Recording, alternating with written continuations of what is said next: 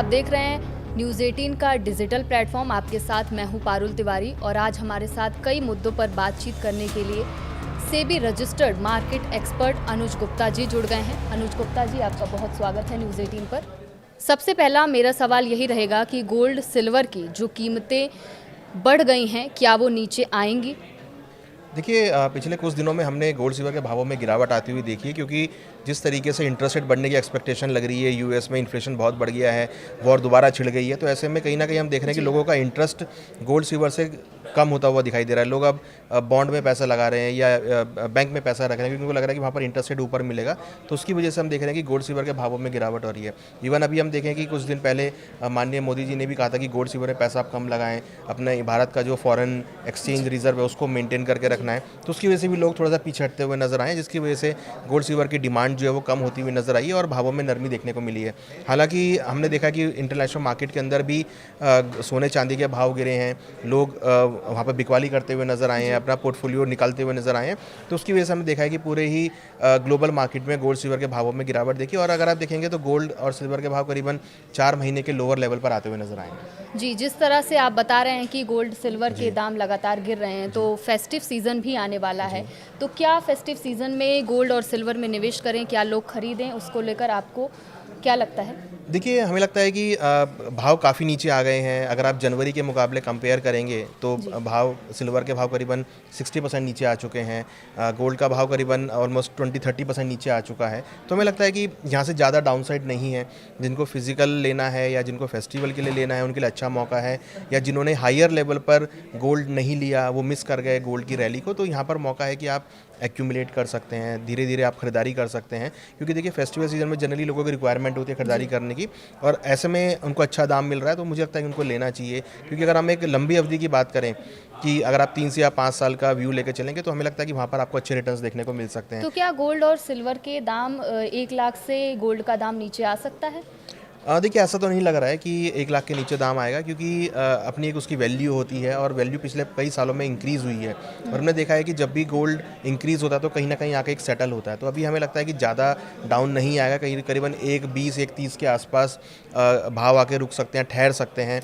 Means अगर हम बात करें डॉलर वाइज तो करीबन $3500 या $3800 के आसपास आके रुक सकते हैं, तो वहाँ पर एक्यूमुलेशन हो सकता है। बट मुझे लगता नहीं है कि 1 लाख के नीचे भाव आते हुए नजर आएंगे, क्योंकि लोगों ने काफ़ी इन्वेस्टमेंट किया हुआ और जो भी डिप मिलता है वहाँ पर लोग इन्वेस्टमेंट भी करते हैं, तो अगर भाव नीचे आएगा भी तो वहाँ पर आपको एक अच्छी रिकवरी भी देखने को मिलेगी। जी, और युद्ध जैसे जैसे भड़क रहा है, तो युद्ध का क्या असर देखने को मिलेगा सोने और चांदी के भाव पर, इसको लेकर भी जानकारी बताइए। देखिए, अगर हम बात करें युद्ध की, तो युद्ध अगर हम देखें तो एक मिडल ईस्ट में युद्ध फैलता हुआ नज़र आ रहा है, गल्फ़ के अंदर युद्ध फैलता हुआ नज़र आ रहा है, और सबसे बड़ा अगर आप देखेंगे तो डिमांड हम गल्फ़ से देखते हैं, वहाँ पर अगर युद्ध होगा तो कहीं ना कहीं जो डिमांड है वो कमज़ोर पड़ती हुई दिख रही है। हमने यही देखा है कि वॉर के बाद जो गोल्ड की डिमांड है वो कमज़ोर पड़ती हुई नज़र आई है, सिल्वर की डिमांड है वो कमज़ोर है। लोग अभी इन्वेस्टमेंट की तरफ नहीं जा रहे, लोग सर्वाइवल की तरफ जा रहे हैं कि एटलीस्ट वो अपने कैश में बैठें, जिससे कि अगर युद्ध होगा तो वो कहीं भी अपने को शिफ्ट कर सकते हैं। तो इस वजह से हम देख रहे हैं कि गोल्ड सिल्वर में बिकवाली देखने को मिली है। तो अगर ये युद्ध होता है और अगर दोबारा से ये युद्ध की कंडीशन अगर दोबारा से होती हैं, तो कहीं ना कहीं फिर आपको दोबारा से बिकवाली देखने को मिलेगी। तो कहीं ना कहीं लोगों का एक माइंड सेट चेंज हो जाता है कि भाई अब अभी तो युद्ध हो रहा है, अभी आप वेट कर लो, आप दूसरी एसेट क्लास में चले जाओ, या अपने एसेट को बेचकर आप कैश में बैठो, जिससे कि आप उसको आगे यूज़ कर सको। तो युद्ध का थोड़ा सा नेगेटिव असर गोल्ड सिल्वर में पड़ सकता है। तो अगर नेगेटिव असर पड़ सकता है, तो क्या अभी जो माहौल चल रहा है उस स्थिति में निवेश करना सुरक्षित रहेगा या नहीं रहेगा, उसको लेकर आपकी क्या राय है? देखिए, मुझे लगता है कि यहाँ पर निवेशकों को ध्यान रखना चाहिए कि एक साथ सारा पैसा ना डालें। जो भी करेक्शन आ रही है, जो भी उनको लोअर लेवल मिल रहे हैं, वहाँ पर वो ऐड करते चले, एक्यूमुलेट करते चलें, क्योंकि देखिए गोल्ड सिल्वर एक लंबी अवधि का प्रोडक्ट है। ऐसा नहीं है कि शॉर्ट टर्म में आपको रिटर्न मिलेंगे। अगर आप व्यू बना के चल रहे हैं कि आपको 3 से 5 साल का व्यू बना के चलना है, आप एक लंबी अवधि के लिए इन्वेस्टमेंट कर रहे हैं, तो आप छोटी छोटी क्वांटिटी में ऐड कर सकते हैं।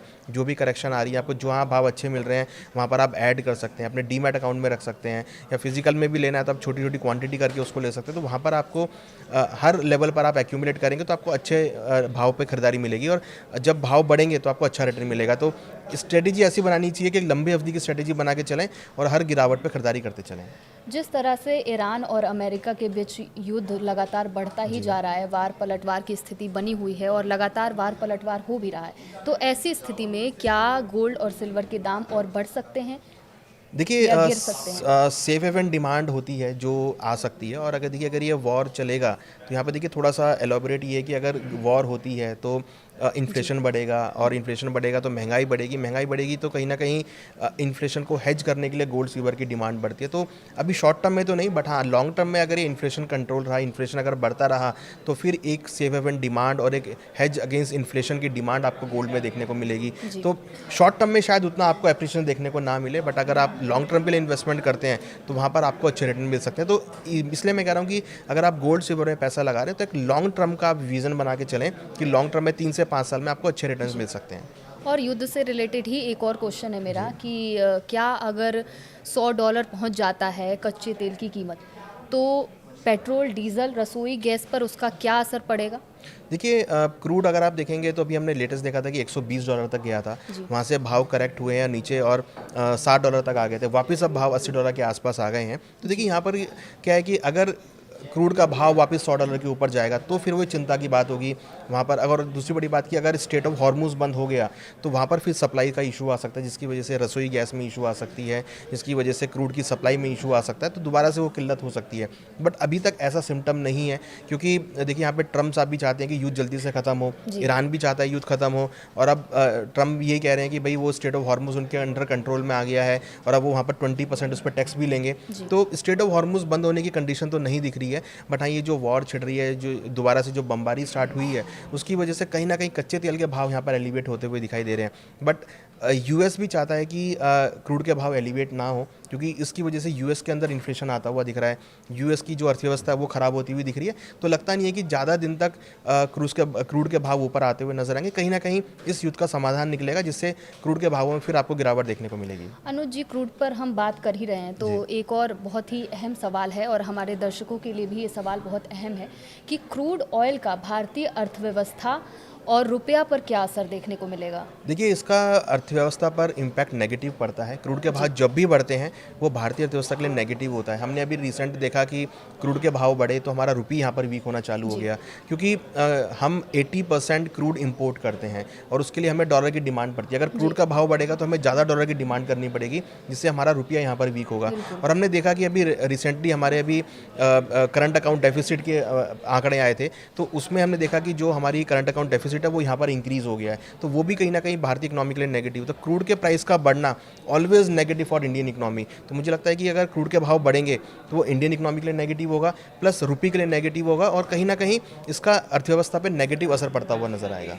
सर, एक सवाल शेयर मार्केट के दर्शकों के लिए है कि इसका असर शेयर मार्केट पर क्या पड़ेगा? देखिए इसका असर शेयर मार्केट पे भी नेगेटिव पड़ता है, क्योंकि अगर इकोनॉमी की अर्थव्यवस्था सही नहीं होगी, इकोनॉमी की व्यवस्था सही नहीं होगी, इकोनॉमी की अगर कंडीशन सही नहीं होगी ड्यू टू इन्फ्लेशन या क्रूड के प्राइस की वजह से, तो इन्वेस्टर भी थोड़ा सा पीछे हट जाता है। जनरली अगर हम देखें तो इन्वेस्टर इकोनॉमी में पैसा तब लगाता है जब उसको लगता है कि इकोनॉमी ग्रो कर रही है, जब उसको लगता है कि रुपया आपका जो करेंसी वो आपकी संभल रही है, आपकी जो कंपनीज है वो अच्छा ग्रो कर रही हैं। जब आपका रॉ मटेरियल महंगा होगा, जब आपकी लोगों की जेब में पैसा नहीं होगा तो उतनी बिक्री नहीं होगी। तो सिंपल इकोनॉमिक्स है कि अगर अर्थव्यवस्था सही है, डिमांड सप्लाई सही चल रही है, महंगाई काबू में है, तो फिर लोग पैसा लगाते हैं। अगर महंगाई बढ़ेगी और अगर क्रूड का भाव बढ़ गया तो महंगाई बढ़ेगी, तो फिर शायद लोग शेयर मार्केट से ही पीछे हटते हुए नजर आते हैं। तो हमने देखा है पिछले कुछ दिनों में, इवन अगर हम कुछ महीनों की बात करें तो शेयर मार्केट ऊपर से नीचे की तरफ ही आई है, कोई वहाँ पर ज़्यादा ग्रोथ देखने को नहीं मिली है, बहुत रेंज बाउंड मार्केट रहा है। इवन कुछ में तो हमने गिरावट भी आती हुई देखी है। तो पिछले 4-5 महीनों से हमने देखा है कि सभी एसेट क्लास, चाहे वो इक्विटी मार्केट हो, चाहे वो प्रॉपर्टी मार्केट हो, चाहे वो गोल्ड सिल्वर हो या क्रिप्टो करेंसी हो, सभी में हमने गिरावट आती हुई देखी है। तो सर, जिस तरह से आपने बताया कि एक मंदी की भी स्थिति बनती नज़र आ रही है, तो क्या ऐसी स्थिति में एसआईपी करना सुरक्षित रहेगा या फिर एक मुश्त पैसा लगाना ही लोगों के लिए सुरक्षित? देखिए ऐसी स्थिति में हमें लगता है कि एसआईपी को लोगों को चुनना चाहिए, क्योंकि मार्केट निचले स्तरों पर आता है तो वहाँ पर अपॉर्चुनिटी होती है खरीदारी करने की। जिन्होंने हायर लेवल पे ले रखा है वो निचले स्तरों पर खरीदारी कर सकते हैं, एवरेज कर सकते हैं। एक मुश्त पैसा नहीं लगाना चाहिए, क्योंकि मार्केट में जो अनसर्टेनिटी है वो यहाँ पर कंटिन्यूस बनी हुई है और लग रहा है कि आगे जो अनसर्टेनिटी है वो कंटिन्यू रहेगी। तो ऐसे में मार्केट में बड़े डिप्स भी आ सकते हैं। तो बेटर है कि आप एक मुश्त पैसा ना लगाएं, आप जहाँ जब भी गिरावट आए तब वहाँ पर आप कुछ क्वांटिटी ऐड करें। तो एक एसआईपी का फॉर्म होता है जिसको आप यूज़ कर सकते हैं, जिससे कि आप हर गिरावट में एवरेजिंग कर सकें और हर गिरावट में आप खरीदारी कर सकें। सर एक और बड़ा अहम सवाल है कि म्यूचुअल फंड जो है वो ऊपर नीचे आ जा रहा है, तो ऐसी स्थिति में निवेश करना कैसा विकल्प रहेगा? देखिए, जब भी अनसर्टेनिटी होती है तो मार्केट में उतार चढ़ाव होता है, और मार्केट में उतार चढ़ाव की वजह से शेयर मार्केट ऊपर नीचे होता है, और जनरली म्यूचुअल फंड का इन्वेस्टमेंट शेयर मार्केट में रहता है। तो जब शेयर मार्केट ऊपर नीचे होती है तो म्यूचुअल फंड भी ऊपर नीचे होते हैं, तो ऐसे में उनकी जो वैल्यूएशंस होती हैं वो कभी बढ़ जाती हैं, कभी घट जाती हैं। तो जनरली हमें लगता है कि ऐसे में ऐसा म्यूचुअल फंड चुनना चाहिए जहाँ पर आपको एक स्टैग्नेंट मूवमेंट मिले। जैसे अगर हम बात करें तो आप इक्विटी फंड में जा रहे हैं तो यहाँ पर आपको बहुत उतार चढ़ाव देखने को मिलेगा। अगर आप ग्रोथ फंड में जा रहे हैं तो आपको वहाँ पर आपको स्टैग्नेंट देखने को मिलेगा। जनरली देखते हैं जब भी अनसर्टेनिटी होती है तो लोग जनरली फिक्स्ड इनकम वाले प्रोडक्ट में चले जाते हैं। तो ऐसी स्थिति में जब आपको दिखे कि भाई अनसर्टेनिटी है तो आप अपने पोर्टफोलियो को शिफ्ट करके फिक्स्ड इनकम वाले प्रोडक्ट में जा सकते हैं, या फिर गवर्नमेंट बॉन्ड वाले म्यूचुअल फंड में शिफ्ट कर सकते हैं। तो फिर एक शिफ्टिंग का ऑप्शन होता है। तो आप जब भी अनसर्टेनिटी लगे तो इक्विटी से शिफ्ट होकर आप ग्रोथ वाले फंड में जा सकते हैं, जहाँ पर आपको एक मिला जुला आपको एक फिक्स्ड इनकम मिलती है वहाँ पर आपको। सर आपका बहुत बहुत शुक्रिया जानकारियाँ साझा करने के लिए, क्योंकि ये जानकारी हमारे दर्शकों के लिए बहुत अहम है और उनके लिए बहुत लाभदायक भी साबित होगी कहीं ना कहीं। और ये हमारे साथ मार्केट एक्सपर्ट अनुज गुप्ता जी जुड़े थे, जिनकी जो सेबी एक्सपर्ट भी हैं और जो मार्केट में निवेश करें या नहीं करें, गोल्ड में निवेश करें या नहीं करें, उसको लेकर आपको जानकारी बता रहे थे। और अभी के लिए राजस्थान डिजिटल में इतना ही, और आगे भी ऐसी ही जानकारी साझा करते रहेंगे। नमस्कार।